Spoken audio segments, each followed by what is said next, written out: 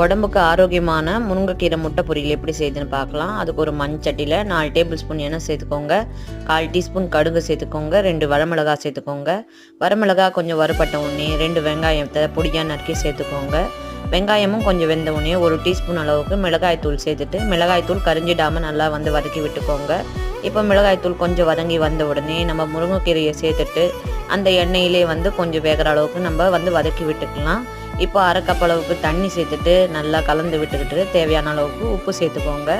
முருங்கைக்கீரை ஓரளவுக்கு வெந்து வரணும். அதுக்காக நம்ம மூடி போட்டு ஒரு 5 நிமிஷத்துக்கு நல்லா வேக வச்சுக்கலாம். இப்போ முருங்கைக்கீரை நல்லா வெந்திருக்கும். இப்போ பாருங்கள் நல்லா வெந்திருக்கு. இந்த ஸ்டேஜில் நம்ம 4 முட்டையை உடச்சி சேர்த்துக்கலாம். சேர்த்துட்டு கலந்து விடாமல் ஒரு வாட்டி நம்ம மூடி வேக வச்சுட்டு முட்டை நல்லா வெந்து வரும்போது நம்ம திறந்து பார்க்கலாம். திறந்து பார்த்துட்டு முட்டை நல்லா வெந்து வந்திருக்கு. இப்போ ரொம்ப ஆரோக்கியமான முருங்கைக்கீரை முட்டை பொரியல் ரெடி ஆயிடுச்சு. இது சூடான